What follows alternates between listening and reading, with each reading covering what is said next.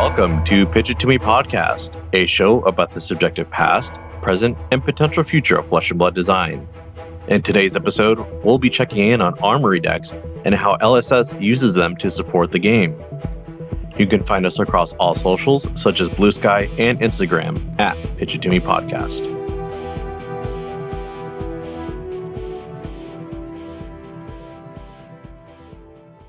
I'm Fuzzy.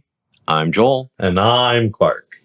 We have a huge announcement to make. Joel, why don't you do the honors? So, we put up a poll for the audience, you guys, the fans, about what we should do for our 2-year anniversary. Holy shit, 2 years of podcasting, live Q&A. And you guys decided to do Hot Ones anniversary live Q&A. Fuzzy is quaking in his boots. I am terrified of eating really spicy food, especially for internet clicks. But, I do like wings. You guys have Fuzzy does like wings. That's going to be the best part of the day, for sure. I do really like chicken wings. I can't wait to ruin the wings for Fuzzy. Oh, yeah. Fuzzy's going to be like, no, I love these so much. This is going to ruin my relationship with food, for sure. And we're doing it live on July 26th at 1 p.m. our time zone, Pacific Standard Time. The one true standard time. California time. Yeah, it's going to be live on YouTube. I'm working on making a thumbnail, and then I'll throw the event up there so that it'll be sitting and people can, save it to their favorites, notify for when it goes live, all that jazz. It would mean so much to us for you to attend and watch us eat these wings. And we're going to be answering questions. We're going to be doing fun things like tasks and lab-related challenges. So for those of you who may not know, Hot Ones is a YouTube content channel where they basically give someone they're interviewing and the interviewer the same set of 10 wings or so, and each wing gets hotter and hotter. After each wing, the sauce gets hotter, and so do the questions. So we're going to do something kind of similar where we just eat ridiculously hot wings and we try to, have a composed episode. And it's all going to be live, so you get our very, very real and visceral reactions. Although, my understanding of Clark is that he's not really going to be reacting much, so... I do like spicy food. I regularly go to restaurants and I'm like, give me it at your spiciest level. I know that as a white person, that means I will get it at an acceptable spicy level for myself. Because they will never actually give me the spiciest that they have. They will give me the spiciest that they will give to the pasty white guy. Yeah, but have you ever been brought to your knees by a spicy food? Yes. Okay. Yeah, so if there's anything that you'd like to see your favorite hosts to be doing while they're trying to actively not die, feel free to drop it in the comments, or you can join our Discord. We have a thread there taking all your suggestions. It's going to be really fun. Or even if you catch us live, leave a comment live and we'll be watching the chat trying to grab them. Yeah. But we do need lots of hot questions to answer. Yeah. This is your opportunity to ask us maybe a little bit about our personal lives, get to know us a little better, because we usually just have this general assumption that you guys don't care that much about our personal lives. So that's why we talk about Flesh and Blood. Already our friends that we see weekly at our armories. Yeah, that's true. It's one or the other. You don't care or you already know us. Yeah. But this is definitely the opportunity to be a little bit more personable with everyone. Yeah, I'm really looking forward to connecting with people that show up in the live. Yeah. Without further ado, let's talk about today's episode. So we're going over Armory Decks, which has been the source of a lot of conversation with LSS recently because it's a very new way that they've been trying to add support into the game to certain heroes. It's also been around for a while. The last time that we really dedicated a whole episode to the Armory Deck structure was back in September of last year. It's been nearly a full year. I think we've seen Jarl for the first time since. We've seen Ira. I believe Azalea wasn't even released yet. She was spoiled but not released by the time we did that episode. Yeah, so a lot has changed with the product since the last time we really dedicated a full episode to it. We kind of want to connect with that all over again. And we want to hear from you, the audience. Which hero do you think is going to be printed in the next Armory deck? Or if you think that's a little too blasé, a little too basic of a question, we'd love to hear, how do you think LSS should change how they print their precons? What do you think they can do to improve Armory Decks? I think the general sentiment is that this isn't a perfect product. And so what can they do to make it better? True. And to go over that conversation, we're going to start off in a red pitch with set companions, which basically means when Armory Decks are released in conjunction with the new sets. And then a yellow pitch, we're going to talk about product fatigue, which is basically, is LSS releasing too many things all at once that we're forced to buy, essentially. The boogeyman. And then in blue pitch, we're going to be talking about how Armory Decks can be retooled, talking about how they're going to be changing in the near future, what our hopes and dreams are, and then what logistically might happen to make them better products overall. But with all that being said, I'm going to go ahead and start off with our red pitch, set companions. So for red pitch, we're going to talk about how LSS has been recently starting to dip their toes into releasing Armory Decks in conjunction with the main Flesh and Blood set for that quarter. The most recent examples are Gravy Bones. He obviously got his very own Armory Deck in conjunction with High Seas. Available same day as release. Yep, and now we're seeing Pleiades, who is the new revered Guardian hero for Super Slam, the newest Flesh and Blood set. So we're going to be talking about the effects, the aftershocks of these products and why they're being chosen to release with main sets and why these cards can't be released in the limited environment for whatever reason. So let's talk about why LSS might have done it this way. The first thing that comes to mind is to just make it more accessible for all players to get to that hero when the hype is the highest, and consequently the cards are the hardest to find. Especially this latest release of High Seas, it was extremely hard to get cards in preparation for US Nationals, and the Armory deck releasing on the same day also made it hard to find any of these decks ahead of time. So I mean, the fact that there hasn't really been a conversation about how upsetting it is that Gravy is the one good deck from this set, but no one could get cards for him, I think is entirely due to the fact that they released the Armory deck same day. absolutely. Yeah, I definitely remember thinking like, oh, they're making this Armory deck release the same day. That way it is easier to access the hero, All I have to do is buy an Armory deck and then maybe a couple staples from like the legendary equipments, maybe. Yeah. And a couple Majestics, right? But like looking back, like it did have the opposite effect that I was expecting, where like I have to get the Armory deck if I want to play Gravy Bones, and not all the stores are getting the Armory decks because some stores are getting their product late. I have to go out of my way to get this Armory deck and play this hero. It just added that extra layer of complexity when building these new heroes, because when Gravy Bones is as powerful as he is, and I think a lot of people picked up on that early on, it was just mayhem trying to get all these cards in preparation. And really that only allows the teams with the most resources and the biggest access to whatever LGS is in the area with the most Armory decks to get. I would say that for sure in terms of competitive play and like getting ready for that Nats, but I would say in terms of the amount of people who at our local community said, I want to build and play Gravy Bones, and then were able to build and play Gravy Bones within a week or two was very high. The conversion rate for that was very high at the Armory level. Yeah. And I think that is due to the Armory deck. Yeah, it's kind of a two-sided blade there. Yeah. I also know that many of them are still kind of looking for a Majestic or two that ended up being too expensive because of that high demand. And so as a result, they're not really playing it at competitive events. Right. But in terms of Armory level play, I think it did exactly what it was intending to do. And let's be fair, like LSS made the decision to print the Armory deck alongside the set release, but I don't think LSS decided to have distribution issues alongside this release. Yeah, that's definitely a good approach. Like, obviously, there's so many elements to this situation that just isn't tied to the Armory deck, so it's probably not worth, going over every single detail. What I do want to talk about next, though, is that this Armory deck does give that hero and class a larger card pool while not interfering with the design balance of the set.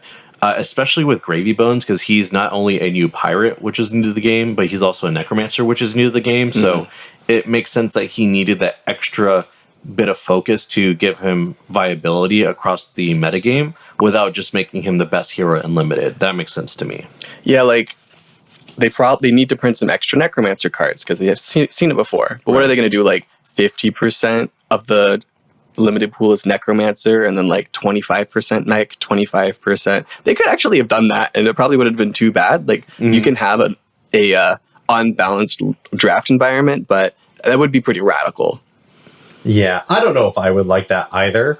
I think we also saw that some majestic level effects are very necessary for Gravy Bones, specifically looking at Sawbones and Anka, which are really important tools for them to be able to deal with strategies that do very well against Gravy Bones in terms of Brutes consistently drawing cards, being able to disrupt that a little bit, and Sawbones with the fucking flick knives that Assassins and Syndra has access to, like, very necessary, important tools. But if we saw them printed in limited context, it would probably just be, wow, how many of these Majestics are just windmill slams that put Gravy Bones in complete winning positions in every single limited game. Yeah.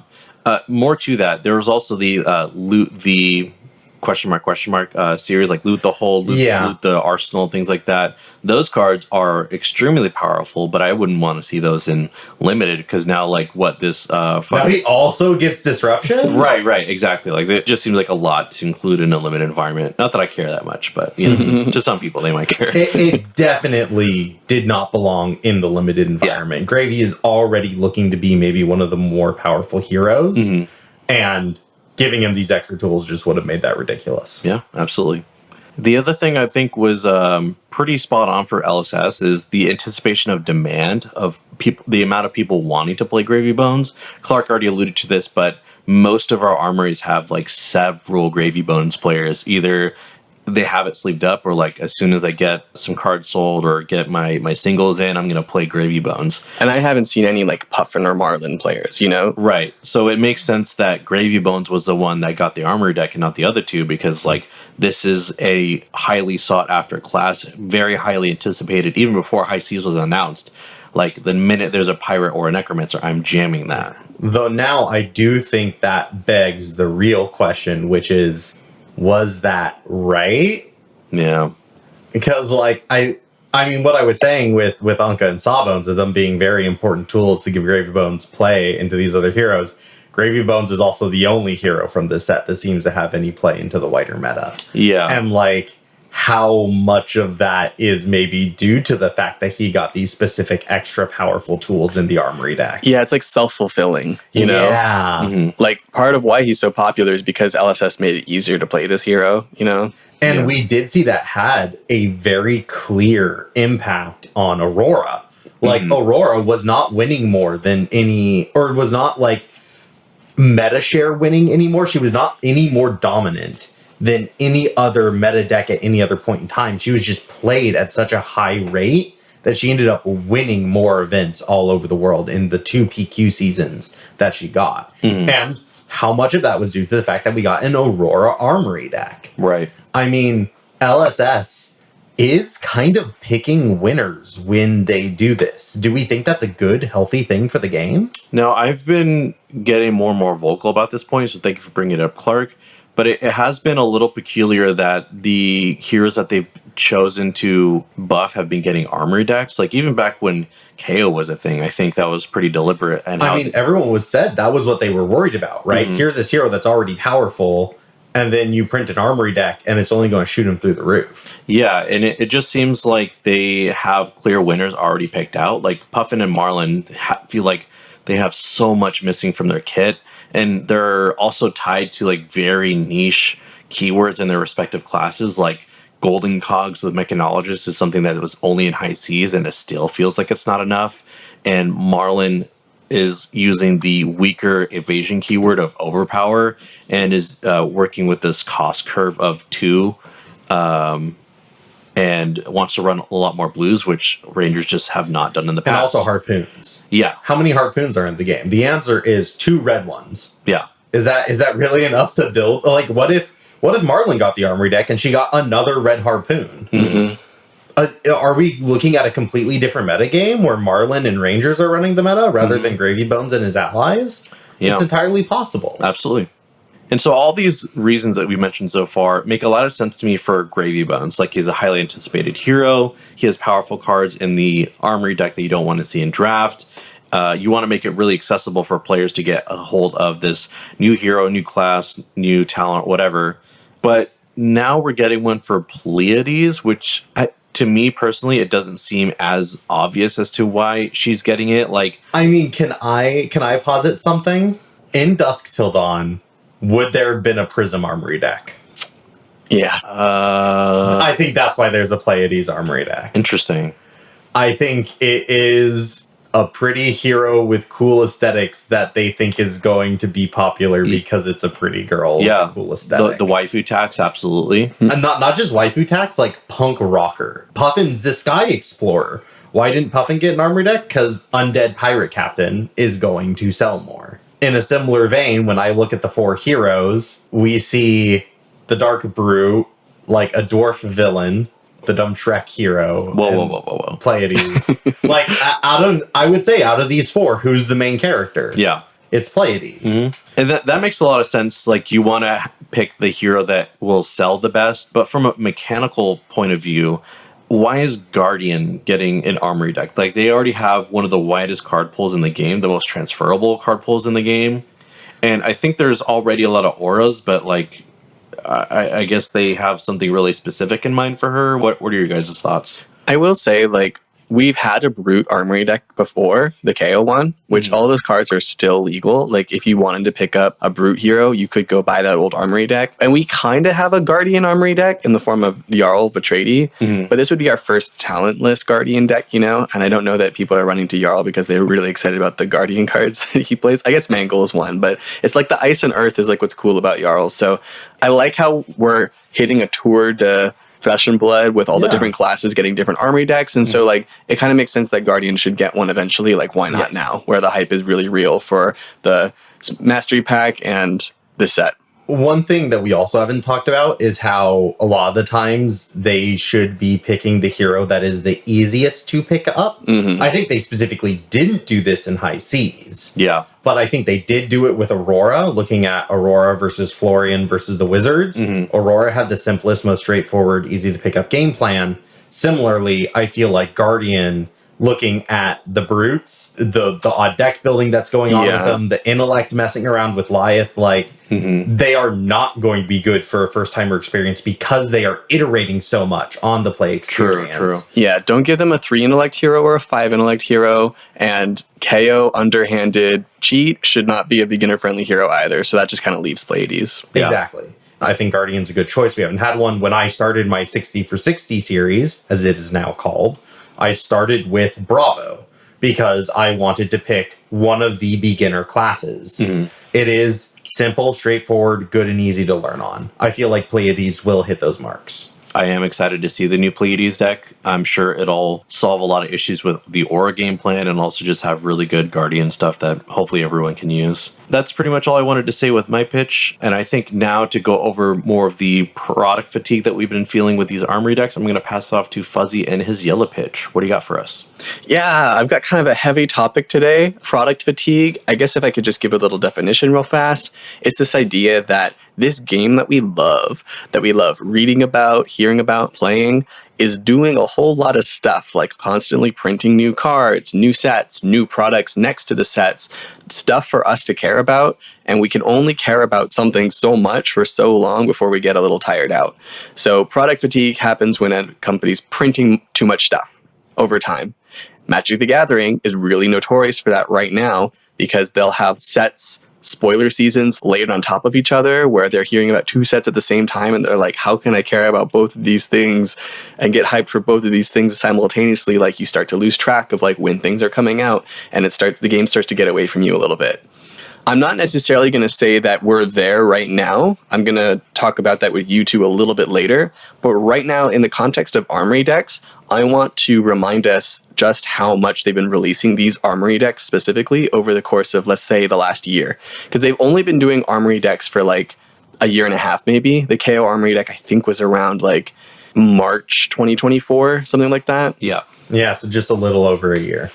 So in the last year, let's say this episode is coming out July 15th.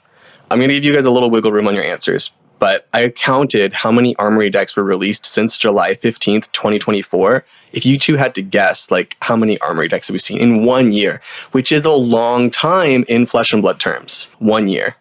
6? I would say 9. I feel like there's been a lot. So the count that I got to was 7. No, since the KO? Clark was close. Not since KO. KO was over a year ago, but we've seen Azalea. I think she's the second one. Bolton was the second one. So Bolton was released July 12th, 2024. So that's 3 days before the deadline I picked. If you want to pick Bolton, that's fine. I would let you count that. That would be 8. 8 Armory decks. And then if you... Joel would be closer. But then you could also count Ira, which is coming out like a few days after this episode comes out. So if you say how many decks were released in about a year and 2 weeks, then it would be like 9 Armory decks. Fuck! Let's fucking go. But I think counting Ira and Bolton is a little funky because it's like they were more than a year away from each other. But Yeah. So 7 to 9 of these Armory decks, they're coming out like, every other month on average, pretty regularly. Much more regularly than these standard booster sets because we're only getting about 3 of those a year. That's nearly 1 every 2 months, right? Yeah, every other month. Yeah. We've seen Azalea, Dash.io, Jarl Vitradi, Forgot about IO. Aurora, Max Nitro, Gravy Bones, and like I said, Ira. Okay, I guess I was counting Ira before, so only 8. Okay, Joel wins. Yeah, stick that feather in your cap. So is 8 Armory decks over the course of a year a lot of Armory decks? They exist in this weird gray zone where many players do not have to care about the release of them. You could even argue most don't. I like to think a lot of people kind of do, in the sense that they like reading about them and hearing about what's going on in the game. Yeah. Which is a little different than I need to go out and pay $50 for a new product, Yeah. That is kind of a lot.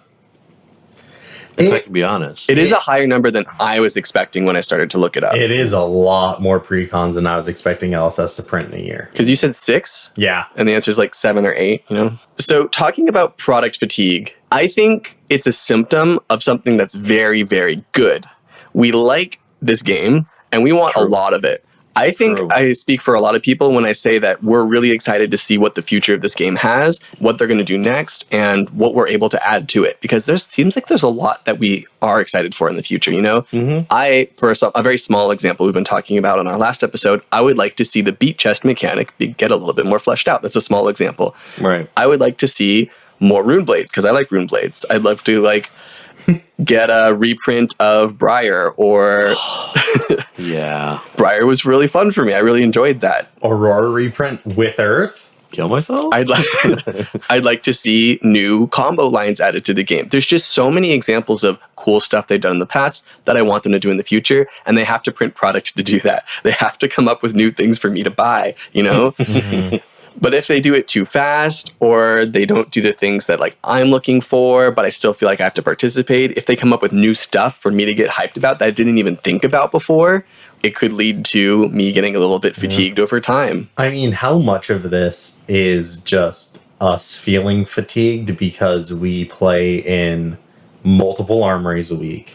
We try to compete, especially me and Fuzzy, we compete at the AGE, which is an extra tournament a month on top of our normal armory schedule. And how fatiguing is it to go multiple months over months and not do well, be able to qualify, but me and a bunch of other people are not on the leaderboard right now. So that has its own tiring level of how seriously should I be treating this game? We're also making content about the game, specifically the design of the game. So we do care about every single armory deck when maybe the average consumer is not supposed to care about it's Ira, I'm a Guardian player, I don't give a shit. Exactly. And that is how most people actually engage with this game, as far as I'm aware.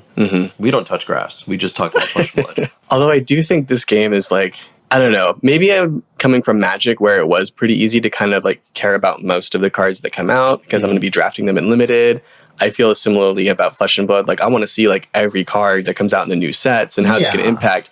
And Flesh and Blood is a competitive game with a focus on the competitive nature. So you do have to be at least tangentially aware of what all the other decks can do if you want to compete. You know? Maybe it's not care as much as it is be invested and rather than having to engage with every single thing to the same level, they can engage in much more detached ways. Whereas we have to be far more actively engaged in every single product release. Yeah, I acknowledge that we're all going to kind of hit a different marker for where we start feeling that product fatigue and people who are creating content or playing really competitively are going to feel that at a different rate, for sure. I have heard murmurings of that phrase brought up from people who, like, to the best of my knowledge, are not content creators, you know? So that's why I feel like it's still worth bringing up today, you know? Yeah. But I just want to kind of try to ground us with that sentiment that if it feels like LSS is doing a lot, it's good news. And we like LSS, we like Flesh and Blood. More Flesh and Blood is probably a good thing. And if whatever you can do to recognize that you're getting a little tired out, maybe take a break for a week or two and come back, maybe take a break for a few months and come back. Like, whatever you need to have this game feel refreshing and fun, I think you should do, and you would have my blessing for. Unless your name is Clark Moore or Joel Recinos, you got a podcast with me. Oh, God damn. You can't go anywhere. I want to talk a little bit about the Armory Deck origins. I don't know if we've spent a lot of time on our podcast talking specifically about this shift in what the Armory Deck is doing, and specifically releasing a new hero in a pre-constructed deck. I remember when they first started talking about Armory Decks, people were already visualizing the future. You know, when they were talking about the KO Armory Deck, I remember people be like, and down the line, maybe this will be a way for them to get like more heroes into the game without like having to release them in a regular booster set. And I remember thinking they were crazy. They were insane because they would never do that. But then here we are, Armory Deck Origins, Jarl Vertrady, and I think that release went pretty well, you know? Like, I think that was a pretty safe way to introduce one new ice hero into the game instead of having to do a whole set's worth of ice heroes into the game. It's kind of a nice, healthy way to reintroduce that kind of a hero. Absolutely. And it also gave them a chance to, like, revisit ice a little bit because his hero ability makes Frostbite tokens in a very specific, interactable way. I'm not sure if we'll see more of these Armory Deck origins or more heroes being printed straight into Armory Decks, but I think related to product fatigue, it would only like make the product fatigue worse. Again, I don't think we're very close to that being a problem. I think we can handle like one or two extra heroes outside of a booster set per year, maybe even 3. I don't know. Mm-hmm. Yeah, they seem very measured with how they're doing the origins. Like they've only done one. They have never announced another one yet. Yeah. We don't know what the end of this year looks like because we haven't had the keynote. Similarly, Fuzzy, we have the LL Armory Decks coming out. Yeah, that was also something new that they're doing where they're printing straight meant for the Living Legend format, and they have at least one new card each meant to support that hero that also will be playable in Classic Constructed as far as I'm aware. That like we also have the side effect of them printing support for Classic Constructed with these LL precons. Yeah. I'm still baffled about how the LL Armory Decks are going to work because it seems so counterintuitive to the idea of Armory Decks being the entry point for a product. Because if you're going to an LL Armory Deck, you got to put some real power in these decks. Mm-hmm. And just these headpieces that we've seen aren't enough. And then it's like, okay, so it's either going to be cheap and bad or expensive and good. And either way, they're sacrificing an element of what the Armory Deck seemed to be trying to do of being an entry point. On top of making it harder to acquire in the first place. Yes, yeah. These are convention-only decks. So, like, yeah, it's just so wacky. I wish we understood a little bit more. It's July, it's the starting of con season, and we still don't really have an idea of what these decks look like. Well, I'd be interested to see if this makes the Living Legend format any more approachable for players. I don't see a whole lot of hype for Living Legend in my local community. So the idea of like getting a new player into the Living Legend format is a little bit like outside of understanding for me. Also, what do you mean? They're already in the Living Legend format. They have a Classic Constructed deck. Just play your KO Armory deck, add a Living Legend Armory forehead. Like, but I do think it's interesting that that's the very first pre-con for Living Legend, and it gives a little bit more authority to the Living Legend format that LSS has kept saying in their like announcements, like year after year. They're like, Living Legend is a real format. Living Legend is a real format. So it's nice to see LSS, you know, walking the walk now. And I just thought that was interesting to bring up as we're having a whole episode on Armory Decks. So with that, I'm going to hand things off to Clark for Blue Pitch. So in the Blue Pitch, I want to talk a little bit about how we are looking to sort of retool the Armory Decks, or how I think Armory Decks should get retooled. Because right now, I feel like Armory Decks are a load-bearing product. which is that they are trying to do too much in Flesh and Blood. And they are not able to be properly tailored to all of the things that they are trying to do. And I think you've already heard a little bit of that from all of our perspectives through Red and Yellow Pitch. And if you are someone who listened to Red Yellow Pitch and kept being like, oh my God, you guys are talking past each other, or like you're talking about two different ideas, I think it's because Armory Decks are like that. Armory Decks are a way of printing support, and they are also a way of bringing in brand new players, and they are also a marketing tactic for a set release, and they are also a way of doing X and Y and Z and all of these things that we've discussed in today's episode. Armory Decks are trying to do a lot of stuff. And I think that they need to become a more focused, individualized product and shift some of those things off onto other products. I think Armory Decks need to stop being the catch-all. Why do we have nearly 8 Armory Decks in 1 year? Because it's trying to be too many different things. And so they're like, well, what do we want to do for this thing? We'll print an Armory Deck about it. The main thing that I'm trying to get at here is that the Armory Decks are simply not serving the community in providing good starter decks. That is ultimately the first thing. Like, a good pre-constructed experience is the first and primary thing that the Armory Deck should be doing. And I think they need more Majestics, more Rares, and better reprints. I want to see an Assassin Armory Deck with Yellow Shred. Why is that card $3? It makes no goddamn sense. That card should be cheap as fuck. Reprint it in a pre-constructed deck. Yeah. In fact, why don't we have an Assassin Armory deck? This whole period of time was to get Assassin decks out, and Assassin deck Majestics are some of the most expensive Majestics when compared to other classes. Why?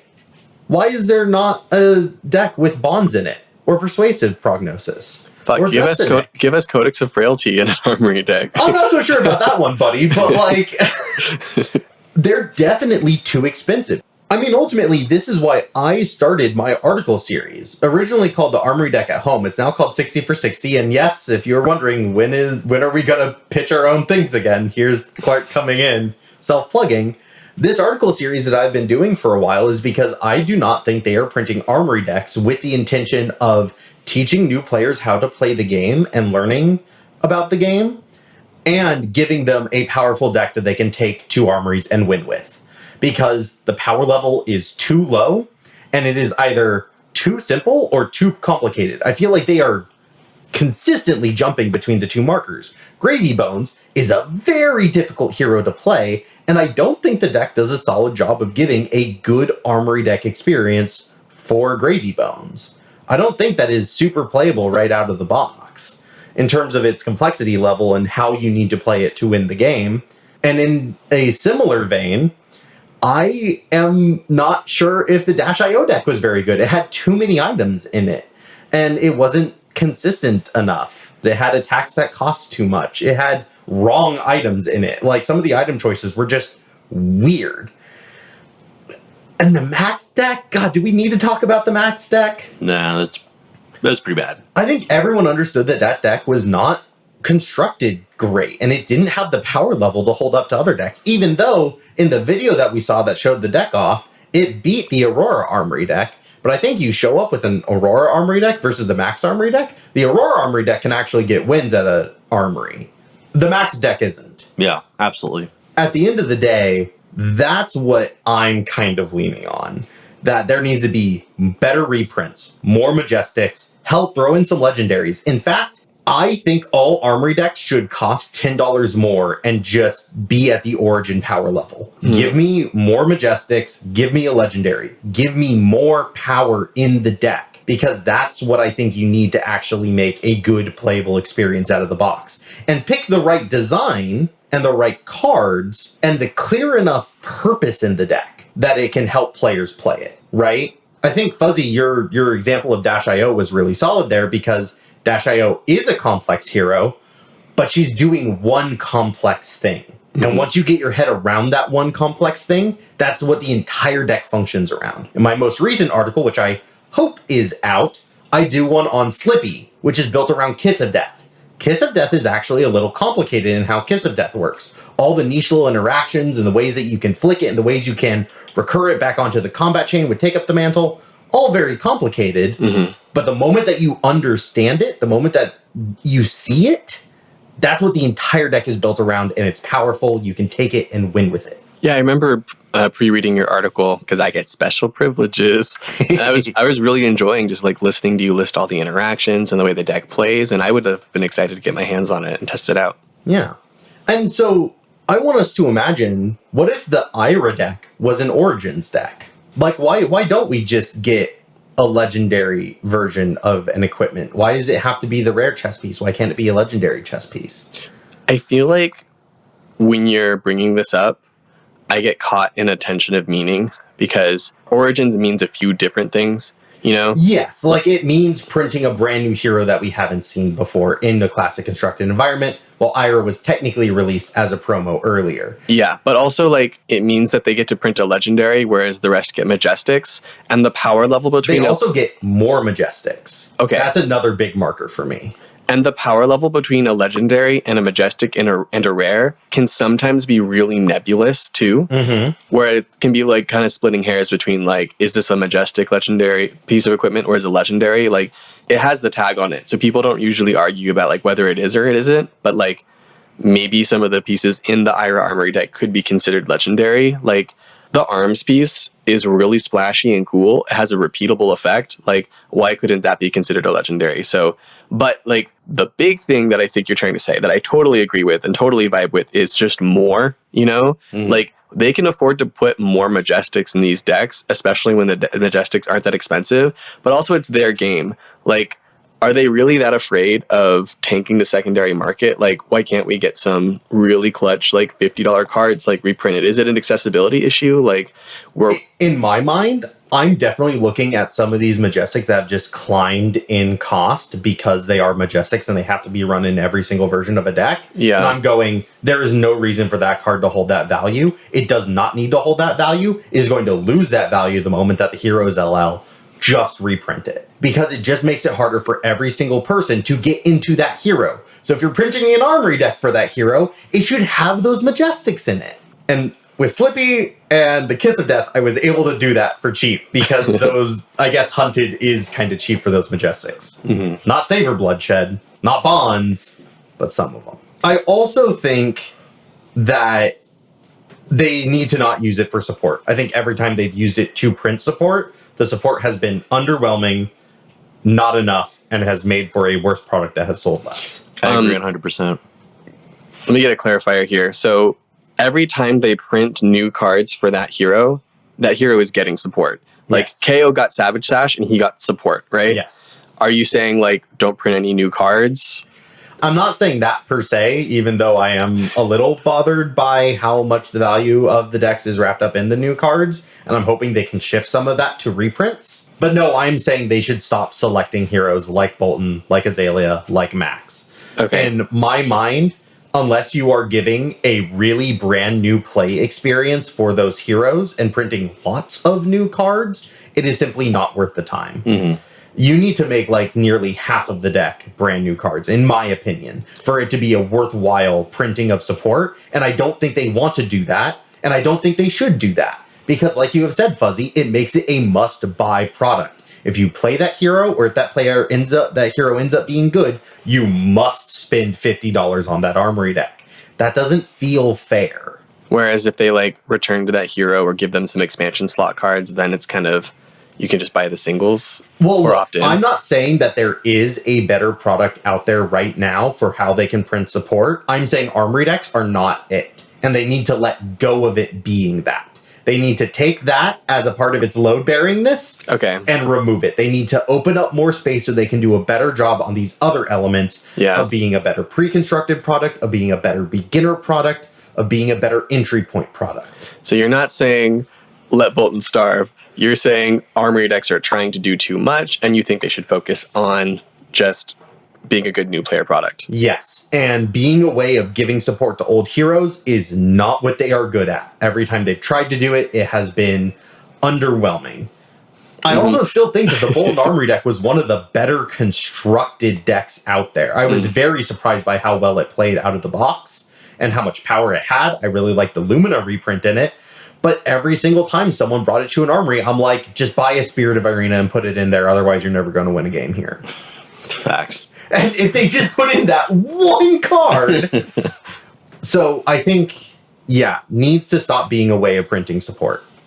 But I think they can provide alternate build paths. Now, admittedly, this is me sort of countering myself when I say this here. But Clark's really doing all the work out here. I'm both arguing for myself and against myself. Come on, step it up, buddies. This is the easiest argument I ever had with him. I really like the Ira Armory deck, but I like the Ira Armory deck because it is printing lots of new cards for a new archetype. Yes. Yeah, even archetypes that like Katsu is willing to dip into, right? Like as a Katsu player, I want to play Edge of Autumn Vengeance bullshit. Like that looks so fun. Yeah. Throw my fucking sword at you over and over again. Yeah, Flick Sword is so dope. Oh, yeah. It's really, really cool.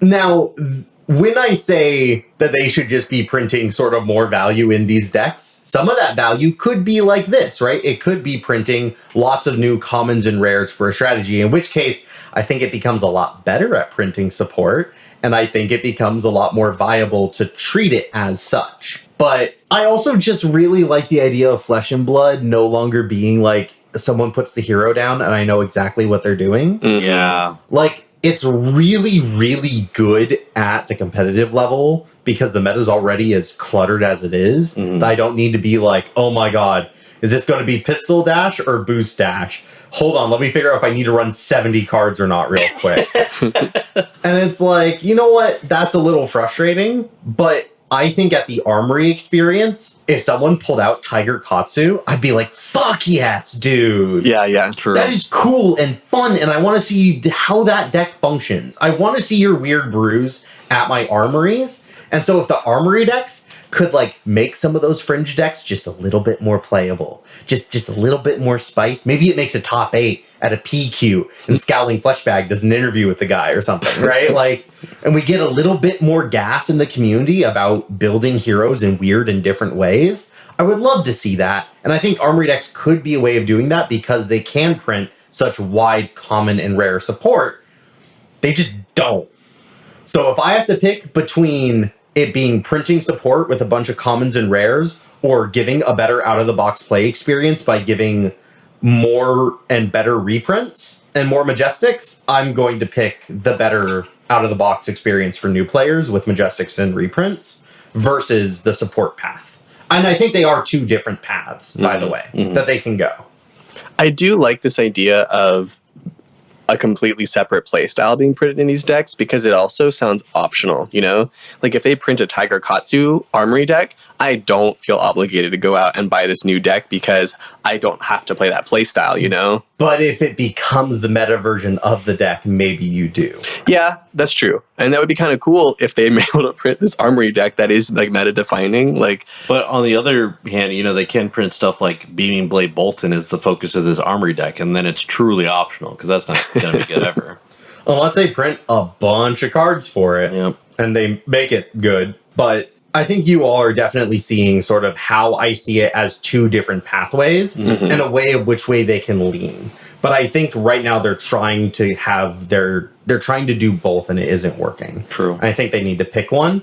My encouragement would be for the reprint path because I think it's going to be healthy for the secondary market. It's going to be healthier for new players and healthier for people picking up new decks for the first time, learning new classes. And ultimately, I think that is the better functional thing for the game than printing support for low-tier heroes. So you heard it here, folks. Clark says, fuck Bolton, fuck Max Nitro. And I think he said fuck Betsy. He didn't say it directly, but it was heavily implied. Heavily implied. Clark, think of the fans. He said no more wagering in Armory Decks. Oh, that's crazy.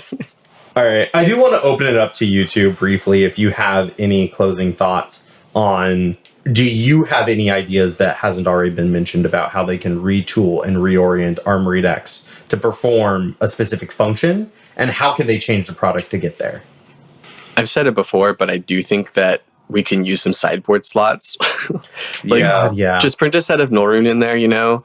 Something on Discord you said recently, Clark, is like you only should print the arcane barrier in the classes that are dealing the arcane damage. That way they can just hand it to their opponent at the kitchen table and being like, oh, you should equip one of these.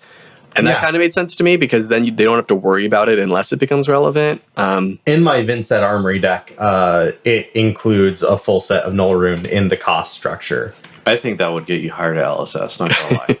It makes a lot of sense, and I don't know why they don't do it. The decks are meant to be played against each other. Probably because the podcast host hasn't told them about it yet. You're right. I need to fly to New Zealand. Hey, go knocking on Gottlieb's door. Gotta make yourself stand out. Yeah. Wear a raccoon costume so you can sneak in. So he thinks that you're his pet raccoon. Yes. I think that would take him when he was in North America, though. You don't think he has a pet raccoon in New Zealand? I don't think they have raccoons in New Zealand. Surely he brought over. You don't think they have raccoons in New Zealand? It's an island, Fuzzy. How to get there? I don't have any argument against that. Because my logic is infallible. I'm like skeptical, but I'm also kind of believing you. My mind is being blown over here. I just know that different countries have different garbage animals. Like animals that are just like, man, fuck this one in particular because they never fucking leave my shit alone. One special memory I have with a completely different card game, Final Fantasy card game. Ooh, okay. My very first introduction to that game was the Final Fantasy X structure deck, which was so unique. I think it's one of the best constructed products I've ever seen. Basically, it includes 2 decks, and it gives you like this little foldable piece of paper that outlines exactly how to play both sides and how you can sideboard each one into each of the main strategies. So like Final Fantasy has elements or like colors, much like everybody else. So like the main one was like blue and green, and it taught you how you can sprinkle in a little bit of red if you need it for like removal or something, and vice versa. Like I think if you're going to make an Armory deck, and you're going to make it for new players, I think you should give them a lot more resources, and not just in terms of power, but just in terms of options, and also like a clear path to understanding the game better, rather than just take this deck, go to an Armory, get fucking crushed. Like I think this measurable roadmap on how to change the deck on your own was really valuable for myself, and I think a lot of people would also have that same feeling if they're picking up an Armory deck for the first time. Yeah, LSS kind of treats the new player experience as like only give them the cards that they're going to run on their first game, because they won't understand that they don't run every single card in the deck. And I think I have heard experiences in other situations where they're like, I ran every single card because it came with all these cards. But like you could also have some like respect for your players. Like they want to learn, they want to understand more. They're going to open up that packet, and if that packet, or God forbid they have 2 packs of cards that are sealed separately, the player is going to be like, oh, I have to read to figure out which of these cards is what, you know? Like you could have a lot more, you could do a lot more towards tailoring a real experience. There's also something we said for the complexity of a classic constructed, pre-constructed deck is already so much higher than the First Strike. Yes. And the learner decks. We now have 2 learner decks. We have the Bravo Showman and the Ira Learner deck.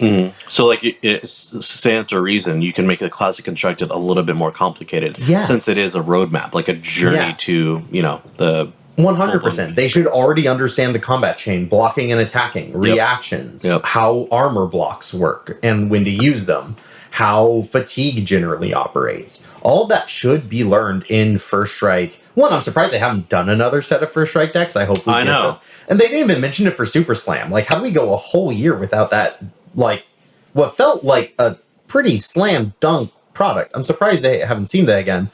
But at the end of the day, I definitely think that the classic constructed Armory decks can be a little bit more complex, while still focusing on the new player experience and helping them learn fundamentals and more complex elements of the game, like how to combo, how to set yourself up for fatigue win situations, how to play around disruption, how to, you know, arsenal defense reactions. Yeah, I think of and it. what to bottom and draw. Like, Right. You can look for that stuff. I know I criticized the Gravy deck for being a little bit too complex, but at the exact same time, that level of complexity has now been proven as something that players are willing to deal with at that level. So bring up the level of it all a little bit. You can up the power level. You can put more Majestics in these. Again, I think Gravy and Ira have been great, for these two different reasons that I've mentioned. The Majestic power levels and the common and rare reprints. Only instead of reprints, that it's brand new stuff, right? So like the two pathways are there. We've seen them. I think they just need to pick one and stick to their guns and push it a little bit more. So that's how I think they can retool the Armory decks. I think I have definitely been chirping for long enough and everyone's sick of hearing my voice. So Never. I'm gonna, it's eeny, meeny, miny, you explain to us what the Arsenal Zone is, Joel. I'm so glad you picked me. The Armory deck is the... The Arsenal Zone is a part of the podcast where we talk about a card. It could be a card that we like, a card that we like. No. Jesus Christ. It's too hot in here. You could have gone a card that we like, a card that we like, or a card that we like. And it would have been funny. Yeah. It could be a card that we like, a card that we hate, a card that we like to hate.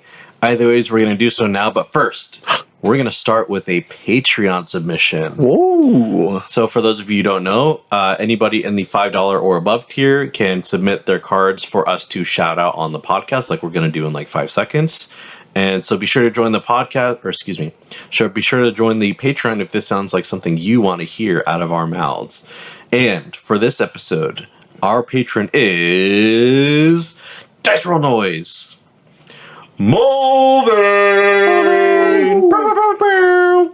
So Mulvane is a longtime listener of ours. I've actually met him twice now, and he actually came to our local armory scene to hang out, which was really cool. We miss you, Mulvane. Haven't heard much from you lately. Yeah, you got to give us some more suggestions, man. Yeah, so we've told you guys before, we keep a bank of all your suggestions. This is Mulvane's last one. So you have 30 days to... No, I'm just kidding.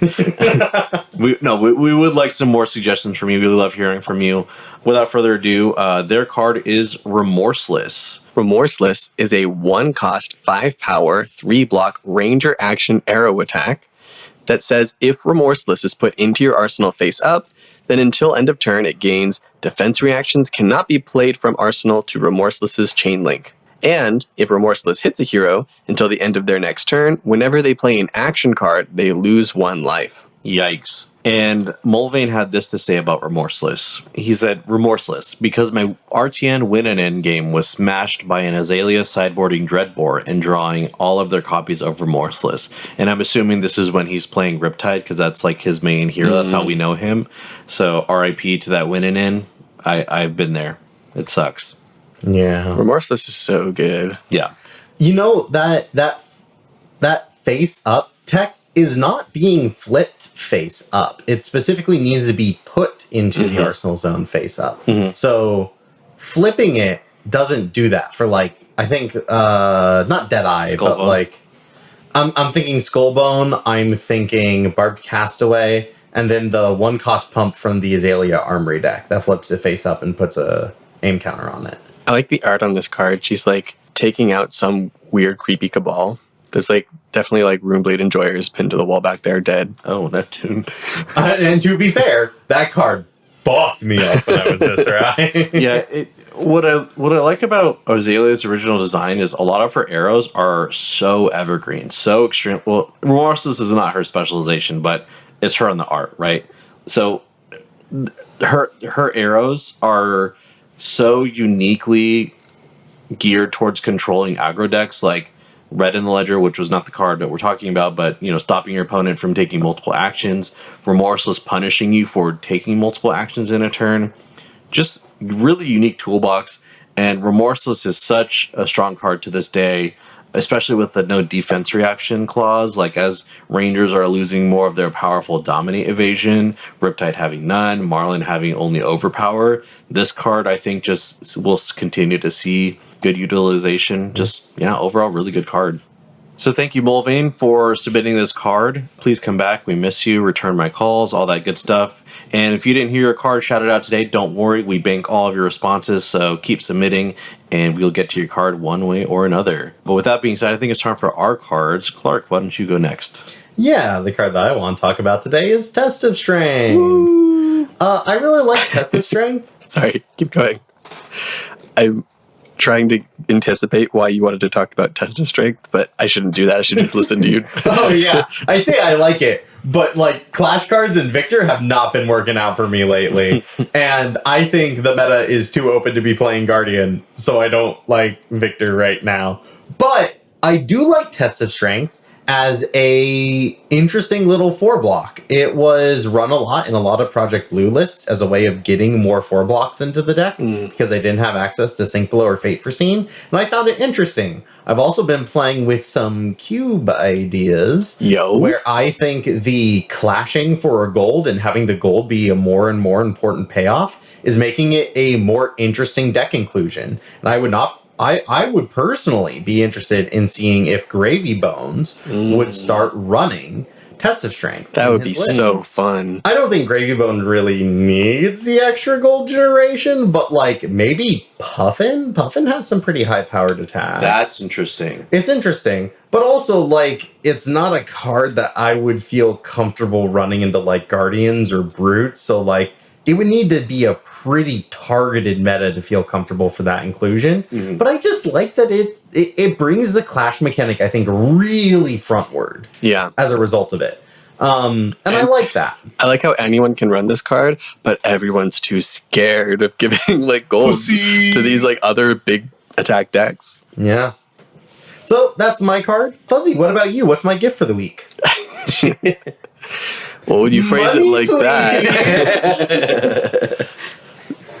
So I wanted to talk about a card that has a keyword that we have not seen since this single card's release, and that is Wage Gold. Universal. Wage Gold is a 3-cost, 7-power, universal generic action attack. It blocks for 2. Universal means that while this is in any zone, it is the same class as your hero. While it's in your deck, your hand, your banish zone, it is a class card, while also being a generic card. It says, when this attacks a hero, you may wager a gold token with them. Which means if it hits, you get the gold, and if it doesn't hit, they get the gold. No. But you don't have to wager. Oh. You can be a bitch. You know, it was funny. I was also going to bring up this card because in some of my Puffin testing, I've been running Wage Gold. You can still run your low to the ground boost cards, and it makes it a little bit better at drawing a blue off the top of your deck with her ability, because then you just turn that blue into a 3-for-7 that can give you a gold back. So I'm wondering if maybe like we'll see the universal keyword pop up again. The last time we saw it was in heavy hitters. We're returning to the deathmatch arena. Maybe we'll see universal show up again here. Have some cards that are both Guardian and Brute. I don't know. It would also be revered and reviled. No, because this is only class cards. It's not talents. Oh. It's not the same talent as your hero. Oh. But I don't think we've seen cards yet that specifically care about playing a reviled attack or playing a revered attack. No, but I guess it's just not universal if it doesn't include talents. Yeah. We'll have to see like a different keyword for talent to pop up in the future. All omniscient? I don't know. So I brought a copy to sign and give to each of you. Thank you, Fuzzy. Even though you had a weird attitude about my gifts earlier. But that's all I got. Joel, what about you? So, for my card, I'm talking about Angelic Wrath. Oh. So, Angelic Wrath is a light illusionist instant that costs 0 and comes in rainbow. It's a common. And it says, target attack action card with Herald in its name gets +4, 3, or 2. And I'm talking about this card because I don't know how many people know already, but I have been slowly building a Prism deck for my Trump and Return to Flesh and Blood. And I've been learning a lot.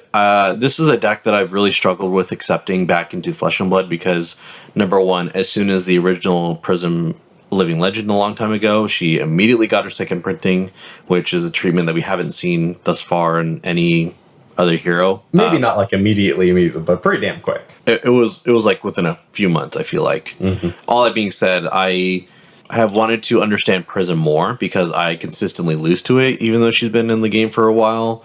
And I've been having a lot of fun playing with her and learning all the different lines because it obviously helps me understand when to make the right decisions against Prism when I'm playing against her. And she's a lot more complicated than I gave her credit for.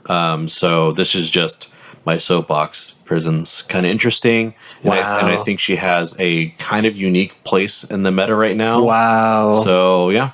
I just wanted to talk about Angelic Wrath and Prism. So much growth, Joel. Yeah. Joel put on this illusionist hat. That's crazy. Yeah. He said positive things about an illusionist hero. If you don't think that we are not fair and unbiased on this podcast, cite them to that 1 minute and 30 seconds. So yeah, just wanted to talk about that card. But with that being said, I think that's the end of the podcast. Oh no. And share your own opinions about the Armory Oh, decks. yeah. Again, the basic blasé one. What do you think is coming up next? Or how do you think LSS should be changing Armory decks? How can they improve the product for you? And don't forget to join our Discord because we want to hear your comments front and center. And it's the only place to get spoilers for the upcoming Super Slam set. So don't forget. Yeah.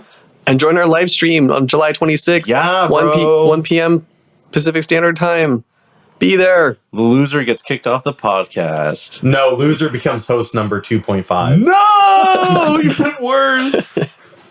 Don't worry. We round to the nearest whole number, so it goes back to 2. No, 2.5 rounds up to 3. Don't listen to him. All right. With all that being said, until next one, guys. Bye. Bye-bye. Fuzzy, hold on. Say goodbye to the... Oh, bye, everybody.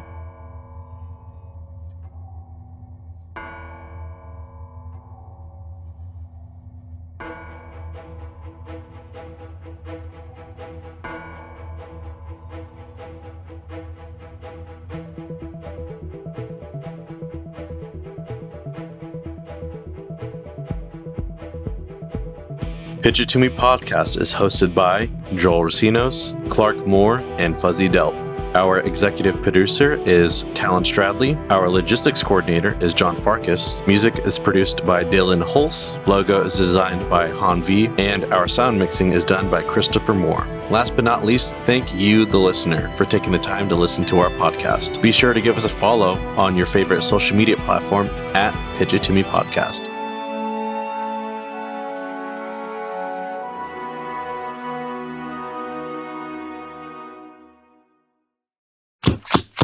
Get ready for 15 minutes of the sultry tones of Joel Recinos.